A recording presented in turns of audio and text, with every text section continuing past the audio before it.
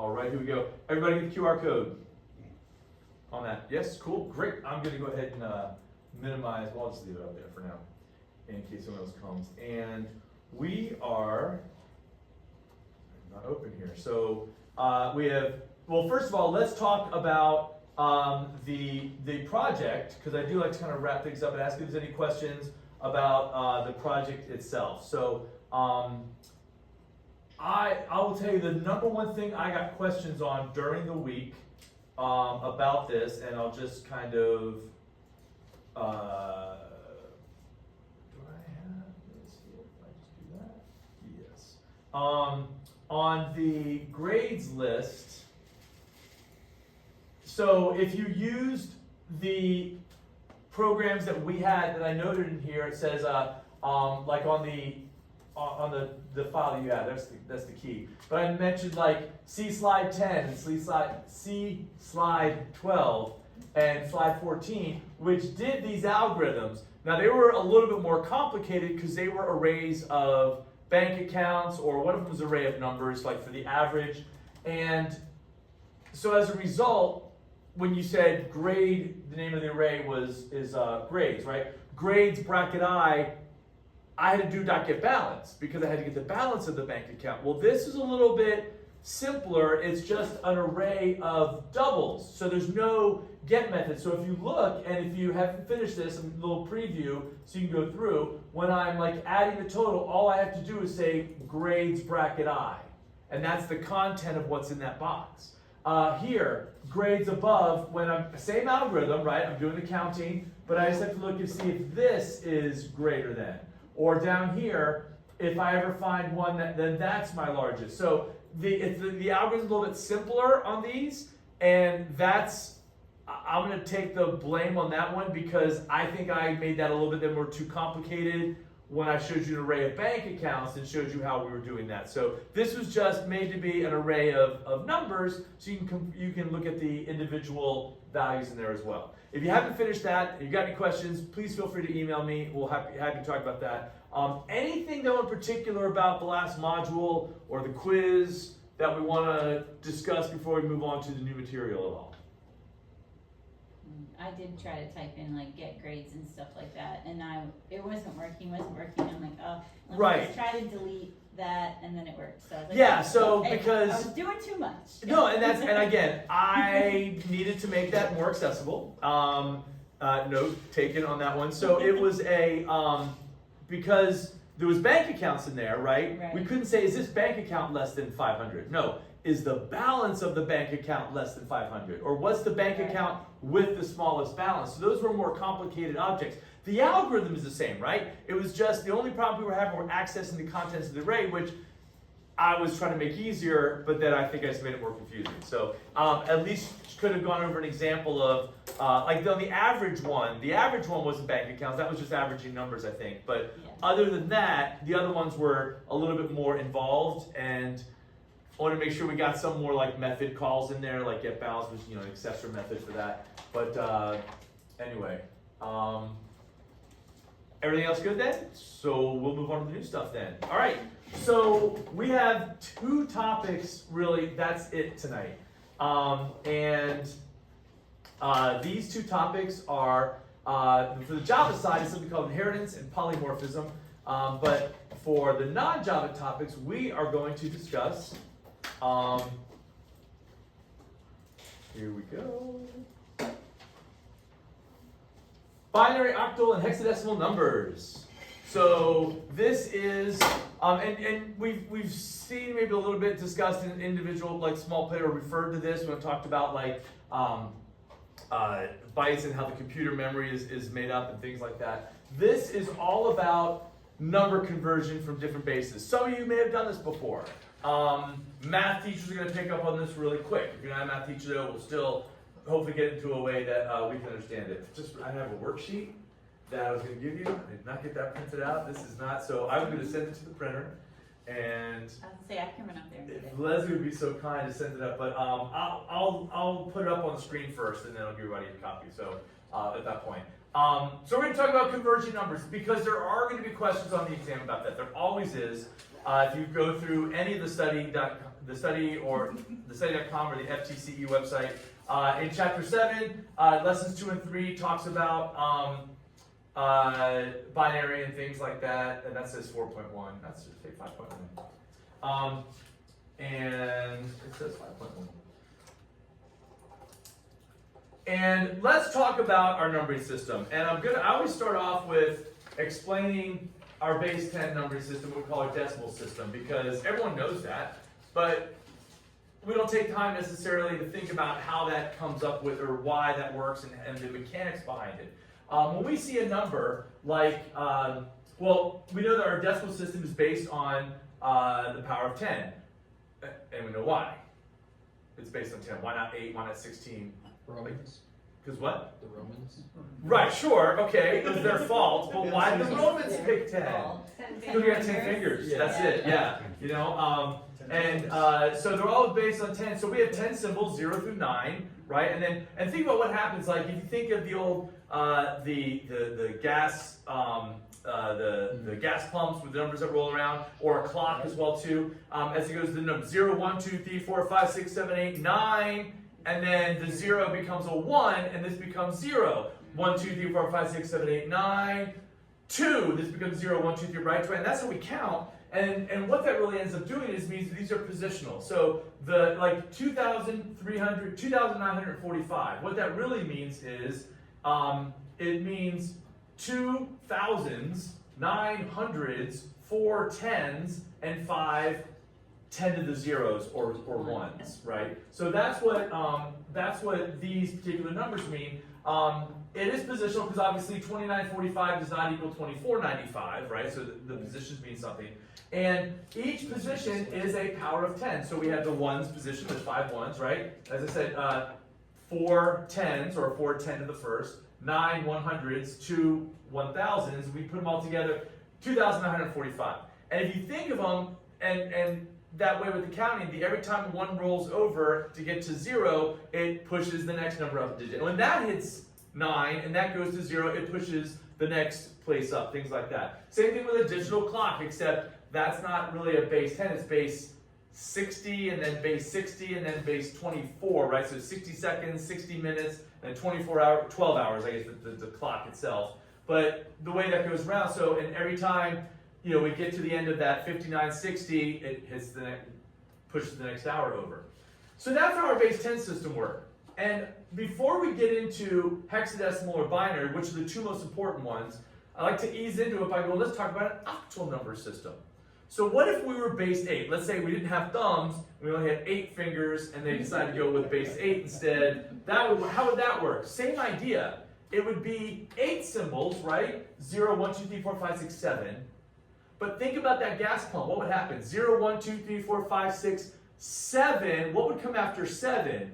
This row, it'd be 1, 0. Oh. Right? Because if it was 0, all zeros, 0, 1, 2, 3, 4, 5, 6, 7, and then when after the 7 comes a 0 again, which pushes us to 1, so we have 1, 0. Right? And then we have 1, 1, 1, 2, 1, 3, 1, 4, 1, 5, 1, 6, 1, 7, 2, 0. 2, 1, 2, 3, 4, 5, right? And that's what base 8 is. So if you think about it, if this number here, like 1,743 in octal, is a little O there. Remind me to tell you a really horrible dad joke about octal and decimal later on. We take a break or something. What this means is, it doesn't mean 7,314. What it means is there are 3 ones, because 3 8 to the 0, still my ones column, but there are 5 8s, 4 8 squared 64s, and 0 8 to the third. 128. Sure. No. 256. 256, right? And then 2 4,096s. Oh, 8 to the third, 512, sorry. So what this means, if I wanted to convert this back to base 10, like this big number right here, 2,453, it would be 3 ones, 5 8s, 4 64s, no 512s, and 2 4,096s. If I do all those and then add them together, it actually comes out to be 8,491 in base 10, the way we like to think of it. So it's just a different numbering system, different bases. With me so far? Yes. All right, so now let's talk an easier one, binary. Binary, there's only 2 numbers, 0 and 1. And what happens is, if you think about it, what if that gas pump only had zeros and ones? It would start cranking over really fast, right? Because it'd be 0, and then 1, and then, oh, 0 again, so this is 1. And then this is 1, oh, this is 0 again, oh, now this is 0, now this is 1. Right? So every 2 numbers, it's cranking up the next, all the way up the pump there, right? So this actually is a little bit easier to understand because the number, I'm not dealing with base 8, 64, and 512 and all that. It's all powers of 2 instead of 8. So this number, and there's only 2 symbols, 0 and 1, which makes it easier because either you have one of those numbers or you have 0 of those numbers. You don't have like 7 8s or 4 64s. You just have either 1 or 0 of all the placeholders. What are my placeholders? Well, it's my ones column, or my 2 to the 0. 2 to the 0. There's a 0 missing there. 1, 2 to the first, 2 to the second, meaning my 4s, 2 to the third, my 8s, and 2 to the fourths, my 16s. So this number right here would be a 1 0 1 1 0. What would this be? This would be a 2, a 4, and a 16. So 2, 4, and 16 would be 21. This is 21. We can't see your nose. Oh, sorry. This is 21 in base 10. I only do this with you all. I don't know why I do that. This is 21 in base 10, right? Because it is a 0 1s, a 2, a 4, which is 2 squared, no 8s, and a 16. So a 16, a 4, and a 16, 4, and a 2. Sorry, 22. I said 21. 22 in base 10. A 6 and a 16, so 22. Make sense? A 16, a 4, and a 2. Yeah. And here's how you count in binary. So you go 0, 1, and then 1, 0, 1, 1, and then these roll over, and it's a 1 there, 1, 0, 0. And you'll notice, look at the last digit, 0, 1, 0, 1, 0, 1. That's that little Always flipping. And then this one is 1, 0, 0. Next is 1, 0, 1, and then 1, 1, 0, then 1, 1, 1. This is 7, right? A 4, a 2, and a 1. And then you flip over and you get an 8, which is 2 to the third. So it's 1, 0, 0, 0. And then 1, 0, 0, 1 for 8 and a 1.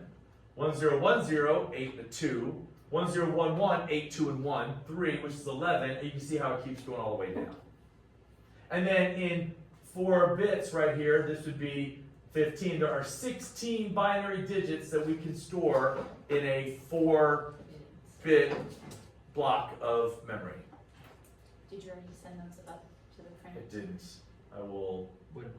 I'll wait a second until I pull it up here, and then we'll talk about the first ones together. So I've got a worksheet. So, and that's binary. We're going to practice some conversion here. It gets a little bit easier when we start doing it. That's base 2, binary. The last one, and base, you really probably wouldn't see any octal, even though it's mentioned on there, but they usually don't ask any questions, but it's a good way to kind of ease into it. Base 2, binary, comes pretty quick. Now this last one is hexadecimal. This is base 16. And the reason they use base 16 is because a single hexadecimal digit can take up 4 binary digits. And we'll talk about why there. So, okay, base 16. That means we have how many symbols? 16 symbols. But we only have 10, right? 0 through 9. Right. So how do we represent the rest of them? They got to start using letters. So it's 0, 1, 2, 3, 4, 5, 6, 7, 8, 9, A, B, C, D, E, F. And that's how we represent our 16 numerical symbols in our base 16 counting. Mm-hmm. This is very compact as far as how many numbers, because now think about it, that gas pump rolling over. 0, 1, 2, 5, 6, A, B, C, D, E, F. And then 0, now it's 1. And we've already gone to 16, and now we're rolling over 1. Mm-hmm. So the numbers will change a lot slower. The amount of digits will increase a lot slower. So here, what does this mean? If I've got a number like this, A13D, or this one, in this case, 3DA1 in hexadecimal, that means there are 1 ones, because anything to the 0 is 1. So that first digit is always my ones. But then there's 16, and then 16 squared, which is 256, and then there's 16 third, which is 4,096. So we move up very quickly. Here, the 1, 1, A is going to be 10, because 9, 10. So there's 10 16s. D is 10, 11, 12, 13. There's 13 256s, and then there's 3 4,096s. So we multiply all those out, add them together. 3DA1 is 15,777. So I saw a question where it was 3DA1 and then it was expanded and the 4 choices were the expansions. Yes. Would So it you- ever be, what is this in decimal, and do we get a calculator? Right, you don't get a calculator, so we're not gonna expect you to memorize the fact that 16 to the So third it'll power is just be 4,096. version Or it of might be something a little bit simpler, Or compact. something that you could do, hopefully, very minimal arithmetic with. We'll have one up there too, I have a question like that. It says, what is this in base 16? And we'll talk about how to convert back and forth and things like that. But again, it's only multiple choice numbers on this, so some of them you can eliminate some of the answers right away and things like that.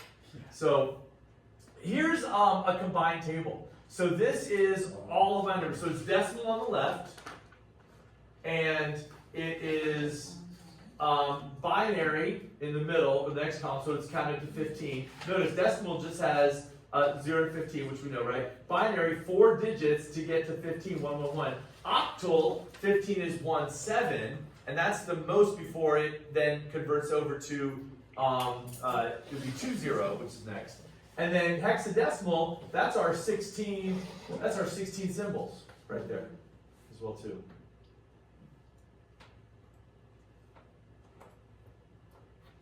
Make sense? Okay, so here's a stupid dad joke. So, why do computer science people always confuse Christmas and Halloween? Because 31 octal is always equal to 25 decimal. And you think about it, right? So this is That's what? very 25. funny. So this is how many ones? It's a 1 and 3 eights. 24 and 1 is 25. And it's like a And calendar. it's Yeah. that is a joke, yeah. Yeah.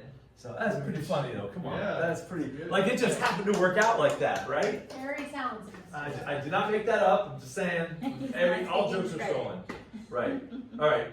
So good here so far. Yeah. All right. So this is just to talk about bits and bytes and storage. I don't imagine you get more questions about this, but sometimes study.com mentioned this as well too.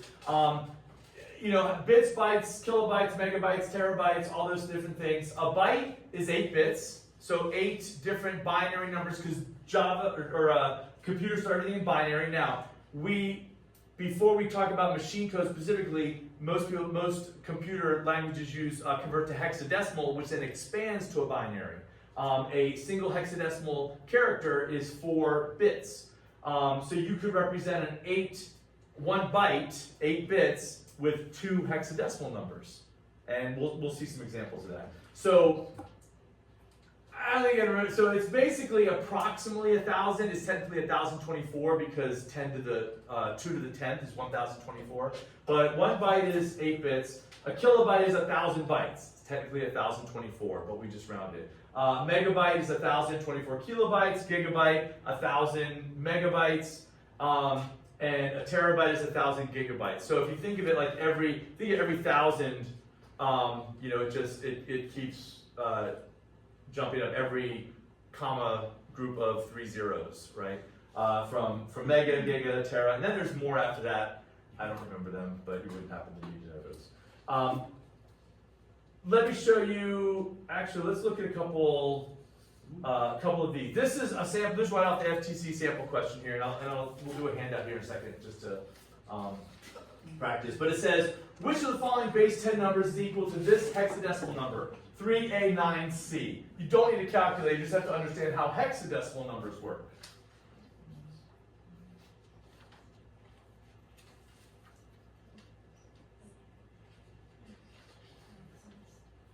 And the A, B, C, and D at the front are not part of the numbers.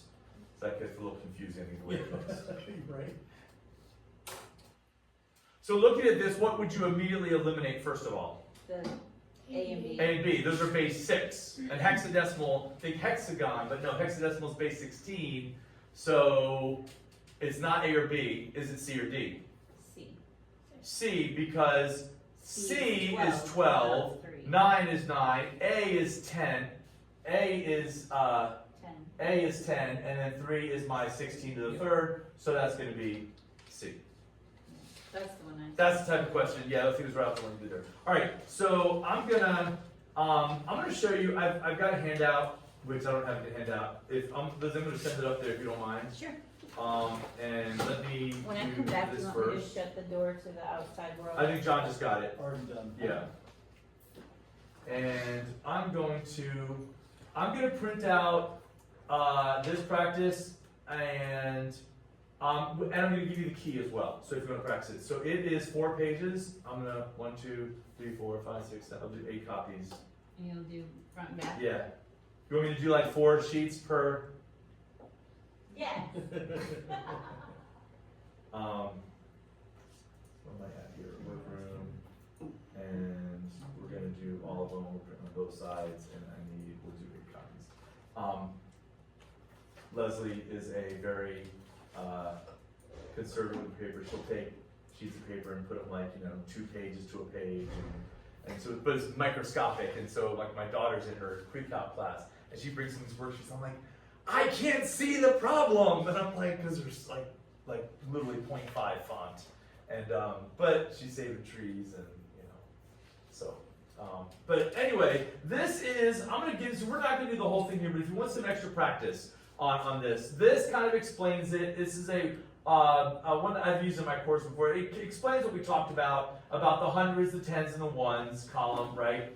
And then it talks about what would this be in decimal. So it's 1 times 8, 0 times 4, 1 times 2, 1 times 1. And then we convert numbers from binary to decimal. Now in this first one, I got the placeholders above for you. So like if we were to do this first one, if you could do the addition in your head, what would that be decimal? Well, that's another item.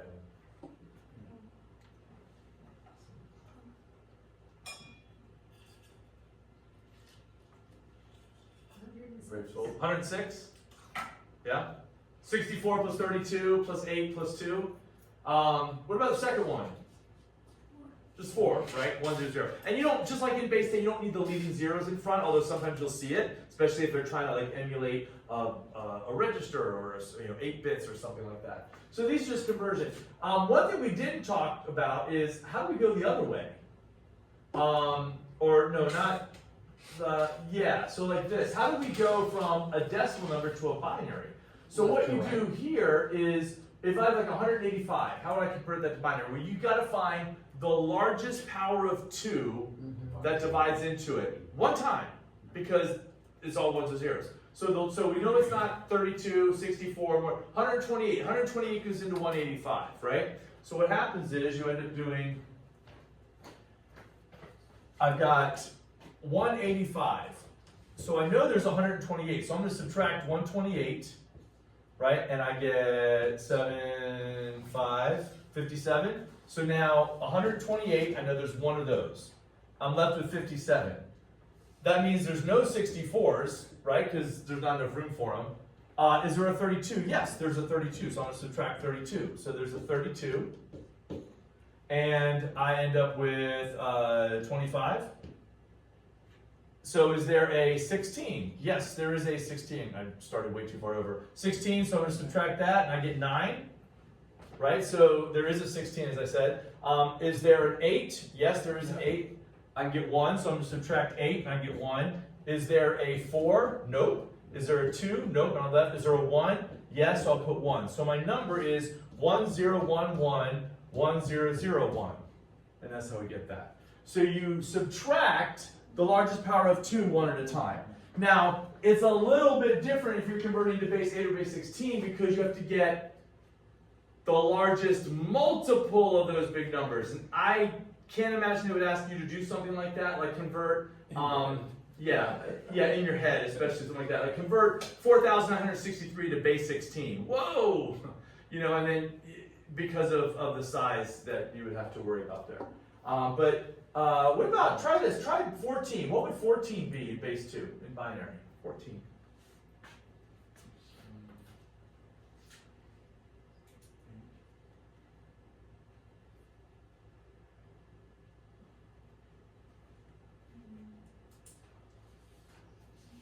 So how many digits will there be in a base 14? 4. 4, right? Because there is no 16, so we know we're immediately starting with the 8. 8, 4, 2, 1. So there's an 8, a 4, a 2, and then a 0, right? So 1, 1, 1, 0 would be 14. And that's binary. That's it. So I've got a few of those. And on hexadecimal, it's the same idea, right? It's the idea of, question. yeah. Will you have to be able to convert between others from like hexadecimal to binary, or? So if that's a great question. So if you had to convert Thank you. from hexadecimal to binary, then what? So there's a few different ways that you could do that. You could convert it to decimal first. Oh, I left that paper up there, yeah, just in case. I knew it was yours because it Yeah. was the Amazon one. Yes. Awesome, thank you so much. Yeah. So you could always convert it to decimal and then to binary. I think it's like the most straightforward, easy way. Or you could do, like, let's take this one, bad. Those are big numbers. How about, well, no, let's do bad. Let's do bad here. So what would this, this could be a lot of 256s. If we do, Somebody's. Of course, that would happen.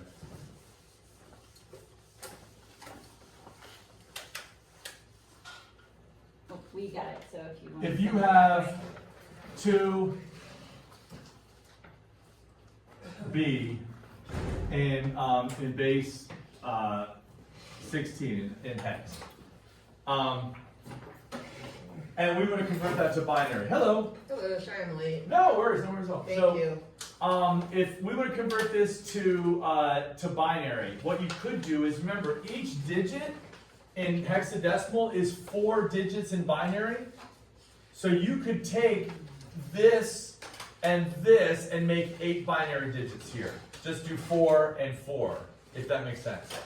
So like 2, this is, so if you go look at just the number 2, that's the number 2 in base 16, but that's also 2 in decimal. And then what would that be in binary? In binary, 2 is 0010, right? Because it's just for, if I split this up, the 2 in base 16, if I change it to decimal, right, a 2 is 10. What's that? There is 3. There's a handout. So, I didn't see that. Yeah, so 1s and then 2s and then 4s and 8s. So do we agree that that would be 10 for the 2? Okay. And then B, what's B again? 11? Right, so what's 11? Well, it's going to be, remember this is 1s, 2s, 4s, and 8s. So it's going to be an 8, and then no 4s, a 2 and a 1. Mm-hmm. So 2B in hexadecimal is, and I don't need those leading zeros, but if I did it with the leading zeros, it's that in binary. Now, why is the 2 a 2 and not a 32? Because I just did the one single digit. It is 32 here, because if you look, you put them all together, 1s, 2s, 4s, 8s, 16, 32. Oh, You see what I'm saying? I just did each digit on its own, and you can do each digit on its own into binary and put them all together. that's a neat shortcut. Yeah, or you could have converted this to what? This would have been what? 32, right? So because it's how many 1s and how many 16s, right? So it's 11 1s and 2 16s. 2 16s is 32 plus 11, which is 43. And this number down here is 32, 16, 8, 2, and 1, which is 43. Do you have another one of those worksheets? Yes.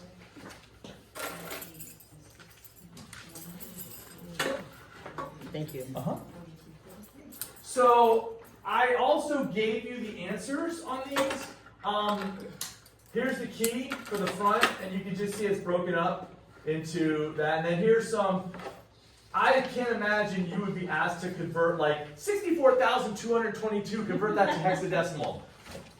It's just, if you get that, then you get it. If you know what I'm saying? If you had a calculator with you, you can figure that out, and you understand the mechanics behind it. It's just the understanding the mechanics exercise more than anything else. Good here? Cool. All right. And making sure I'm still recording, which we are. Awesome. Okay, I'm gonna then move on because that was it for our hexadecimal binary conversion stuff. If you want to practice this, you are more than welcome. If you have any questions on this, please let me know. As we saw in the FTCE, you're not gonna have to do a lot of arithmetic because you don't have a calculator. So just kind of keep that in mind. But if you understand the placings and where things go and how those work with the powers, that's going to be your best friend. So, questions at all here? All right. If you need a break for a minute, or we good to just keep going? So, all right, let's roll. Here we go. So that was the non-Java stuff, and it was just that one topic. Although that's kind of a big get there, right? For the Java topics, it's again one topic, but it's a little bit of a doozy of a topic. I will admit that on this, I'm probably giving you more than you need to know from an understanding standpoint, but it will help you understand any questions that you get on this. So there's a lot we're going to cover here. If you get enough to say, okay, I didn't get all those details, but I can kind of figure out how these questions are going to be answered now for the test, that's good enough for now. This is a topic I'm really kind of surprised is on the exam. This is actually a topic that is, most colleges teach this in our CS Level 2 course, so like this is actually being removed from the AP curriculum. It is not in the IB curriculum, so our top high school students are learning this. But this is one of those things like, you know, if you take whatever certification you have, like on the math certification, there's like some differential calculus on there. You're like, man, I'm teaching algebra at middle school, but I guess I'll, do my integrals here, but same idea. I'm not sure why, but someone decided it was important to put in there. So we're talking about inheritance and polymorphism. They're all kind of related. Polymorphism is just a great word to say, though, isn't it? It's polymorphism. It's a good hangman word. It is too. It's like salsa, that's a great word to say. But anyway, so where's this at here? Study.com, they have a whole chapter on interfaces and inheritance in Java, lessons 1 and 2.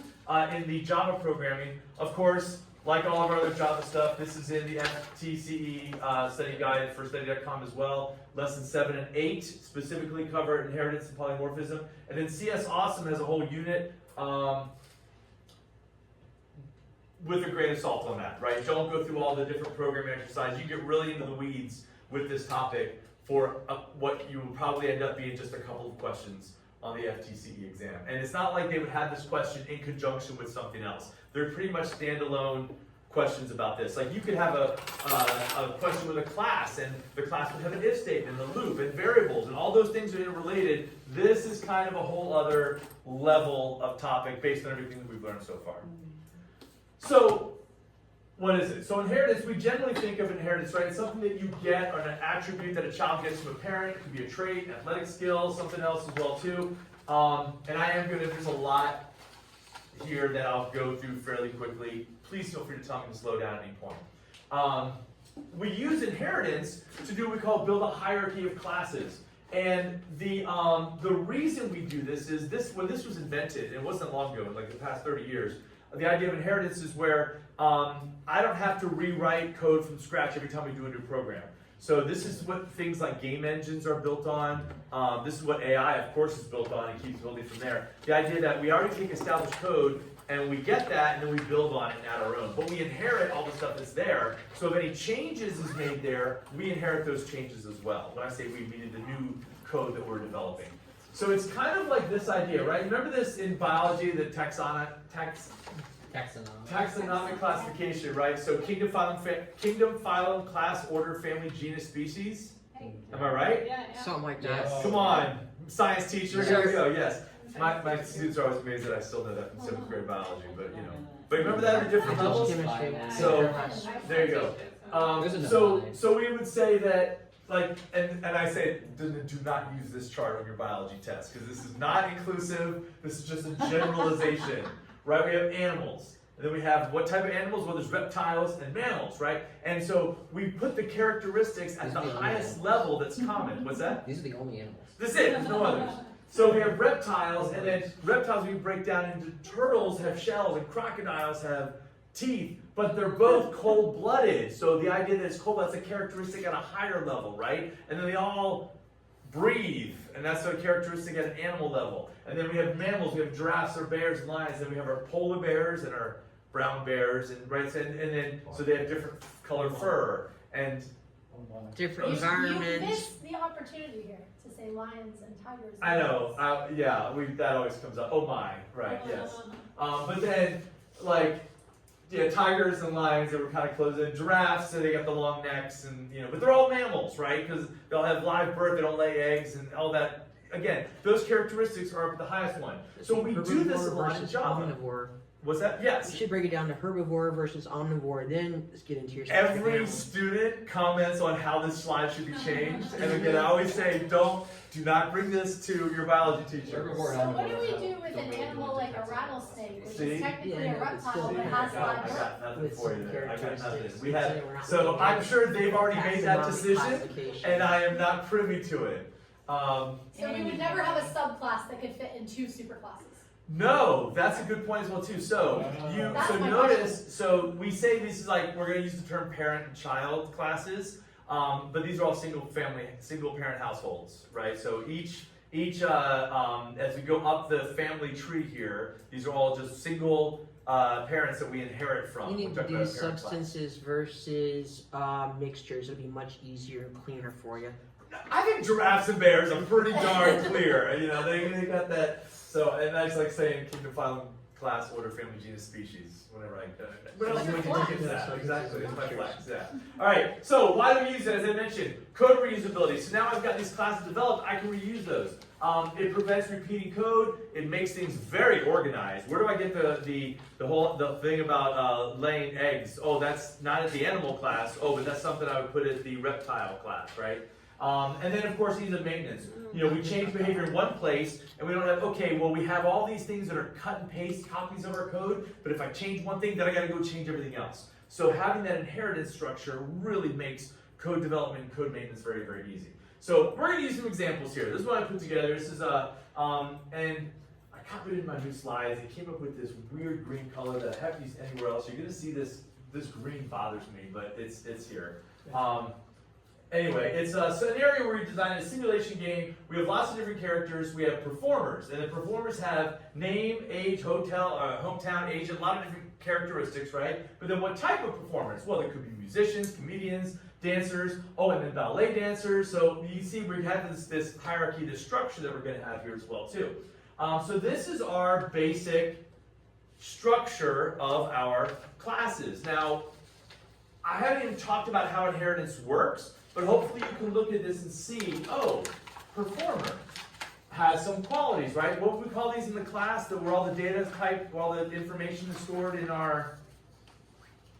Variable? Yeah, what kind of variables? They're the private instance variables, right? They all have their own name. Bank account has a balance, right? House had a house had a color and an address. So all performers have a name, an age, a hometown agent. Hey, does a ballet dancer have a name? Yep, because it's a performer and it inherited all those things. Now, notice a comedian has jokes. Musicians don't have jokes. Comedians do, but musicians have all these features as well. And musician has an instrument, dancer has a shoe size, and ballet dancer has ballet shoes. Right. That's different from our dancers. But then notice all these other methods: get name, get hometown, get age, practice and perform. All performers practice and perform. That's why my bad side comes out on these slides here as well. So we got, and so can musicians practice and perform? Can comedians practice and perform? Can dancers? Yes, we're going to look at how this works from an inheritance standpoint. Couple things to note, as we already said, each subclass can only have one superclass, as we call it. The subclass is the lower level, the superclass is the class above. Now, can a class be both a superclass and a subclass? Yes. Dancer is a subclass of performer. However, ballet dancer or dancer is a super class for ballet dancer, right? Just like a parent could be a parent and a child, right? A parent is a child to the grandparent, but it's also the parent to the child below, same structure, same idea. Also, all subclasses inherit the attributes of the method of their superclasses all the way up the hierarchy tree, right? The brown bear got all the animal characteristics, even though that was like 3 layers up or whatever it is. All right. So this idea of superclasses and subclasses, we would say that a musician is a subclass of performer, right? Comedian is a subclass of performer. Dancer is a subclass of performer, and ballet dancer is a subclass of the dancer superclass, right? So again, dancer is a superclass and it's a subclass. And then that would be the subclass of the performer superclass. Correct, yes, dancer is a subclass of the performer superclass, exactly right. So here's a little quick, think fast. Now, when we say is a subclass, notice we say it's a musician is a subclass of the performing class. So that whole is-a means this is what they are. A ballet dancer is a performer. A ballet dancer is a dancer. A comedian is a performer. Is a performer a comedian? Maybe. Doesn't work that Sometimes. way. Yeah, but so we can't say it always is, right? Right. All it takes is one instance for that whole statement to no So longer it's be either true. true or false. It's either true or false. So can we say that in this one I've got a lunch item, I've got drinks, I've got teas and sodas, I got sandwiches. Oh look, a hot dog's a sandwich. We're not having that debate here. It comes up every year. A hamburger's a sandwich, a sub's a sandwich. Oh, and a double hamburger is a type of hamburger. So can we say a sandwich is a lunch item? Yes. True. Yes. Drink is a soda. Yes. False. No, soda is a drink. False. It's false. A drink is not a soda. Not all drinks are sodas. A hamburger is a lunch item. True. Yes. True. It's way up there, but yes. A tea is a drink. True. True. Soda is a tea. False. False. There's the siblings, right? They're next to each other. Hot dog is a sandwich. True. People, it's not a sandwich. A lunch, I Depends on how you agree. define a I agree. sandwich. The bread's got meat, you're good. Yeah. Is know, it meat? But not all sandwiches have meat. Well, Right. okay. Just saying. But a hot dog's still a sandwich. I'm Yeah. really good that way. So yeah, exactly. A lunch item is a sub. False. False. False. And a double hamburger is a lunch item. True. True. All the way up. True. Easy enough. See, that's. If there a you sub's go. a sandwich, a hot dog's a sandwich. It's like the same thing. The only criteria Not for a quite. sandwich is bread and filling. Exactly. Don't know. Depends on your definition. We get into this every year. It's a burrito sandwich. Anyway. Can be. That's It's the it. Mexican sandwich. So All right, it's so not- here's what I want to focus on. Let's go back to my diagram up here. I want to focus on performers and musicians right here. We're going to focus on this structure a little bit here. So let's look at some code. So here's my performer. It doesn't have everything, but it's some of the code for my performer class. Remember we said a performer's got a whole bunch of things. I just got 2 of them there. I've got a name and an age. There's my constructor. You don't see the code, but it's okay. I just want to show you what's in there. And then notice the get name, and there's a practice and a perform method, right? And the musician is a performer, right? So this performer has a practice method that prints out honing my craft. That's how our performers practice. And then for perform, it prints out performing for an audience. So now I've got a subclass. And a subclass, the way you make it, the way you kick off all this inheritance stuff is just simply say, at the end of your class, in bold, extends performer. That's it. 2 magic words, extends, and the name of your superclass, and suddenly you get everything that class has. Now you'll also notice that in addition to that, the musician has extra stuff, right? There's a get instrument, and then there's a play instrument method, which says making music with my instrument, whatever it is. But does the musician have a name and an age? Yep, because it inherits all that stuff from the superclass. The subclass inherits all methods and attributes without duplicating code, meaning I can use those methods just like they were typed into that class directly. So if I am a musician, can I call the practice method? Yep. Can I call the get instrument method? Yep. If it's a performer, can I use musician methods? No. Right? So like for instance, so let's say I've got 2 objects. A performer object, Witten, which is a new performer, and I got a musician, Branford, who's a new musician. Remember how we make objects? House, Bob's house equals new house? Same idea here, right? Okay. Can I say, here's some method calls. Which ones can I do based on what they are? Can I say Branford dot get instrument? Remember, Branford is Yes. what? Musician? He's got a get instrument method, right? Mm-hmm. Get instrument. Can I say Branford dot play instrument? Yes. Yes. Can I say Branford dot get name? Yes. Yes. Yes, it inherits all that, right? So it's a performer. And we can say Brantford practice and Brantford perform, right? Right. All of that stuff we can do. Let's look at Winton. Winton's a performer. Can I say Winton dot get name? Sure. Yeah. Winton dot practice? Sure. Yes. Winton dot perform? Yes. Yeah. Winton dot get instrument? No. No. No. Winton dot play instrument? No. No. Can't do. Well, Okay.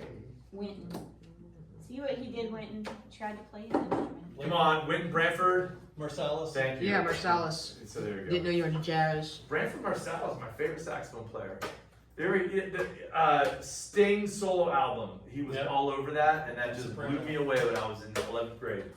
So So mine's do you on play the saxophone? What's that? Do you play the saxophone? I do play the sax. Well, I played the saxophone. I don't. Not anymore. You, No, you I could picked it up if in you a while. Well, My no. daughter People has my relearn. saxophone now, and she's in middle school band with my saxophone. There you go. It did not like that. Yeah, you have to unplug Oh, it wow. for about 30 seconds, and then it. I know. It's like too hot. Bulb is too hot.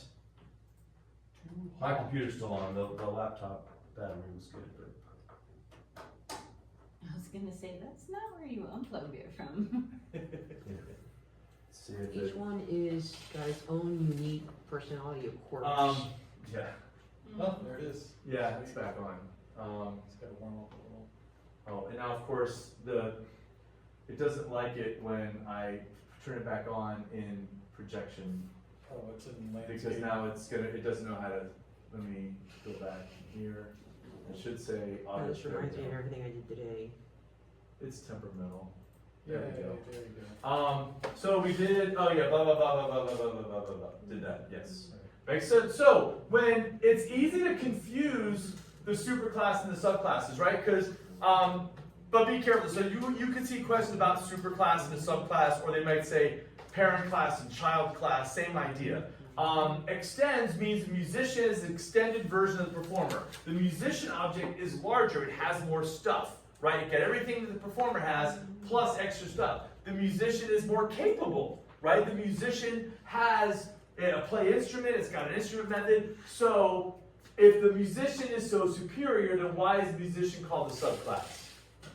Because it inherited this stuff From the performer. superclass. Right, because but the superclass, while it has fewer features, doesn't mean it's less super. It could It's just spawn the overarching class. 800 subclasses, right? You know, it's the old, you know, the kid thinks you're better than the parent. You know, well, I brought you into this world. I'll take you out. Not that, yeah, So yep. you and 5 other people, right? Or those bombs are, you know, fantastic. So yeah. So when you look at, you know, all the performers, not all musicians, right? So a musician is a subset of the collection of performers, right? It's really a small portion of all the different types of the performers that we have, and that's why. So the performer is a subclass, where the superclass is like an umbrella class for all of its children. And that's why it's a superclass here. And the idea is to use this ISA method, right? A musician is a performer, but can you say a performer is a musician? Nah, not always, so it means you can't say it, right? If it's only not true once, it means that we can't say it's true. All right, and, oh, that's the same slide twice. All right, so now we're getting a little nitty gritty that you may or may not see on there, but let's talk about how we would do some of these things. Like, okay, I want to get the name, but it's in the subclass, but it's in the superclass, where do I put everything? So, remember when we have constructors, we could have 2 constructors, one that has default values and one that has parameters to initialize my instance variables. Remember we did a bank account? We could say new bank account with a 0 balance, or we could say bank account $1,000 and that was my initial balance. Same idea here as well. And I'm gonna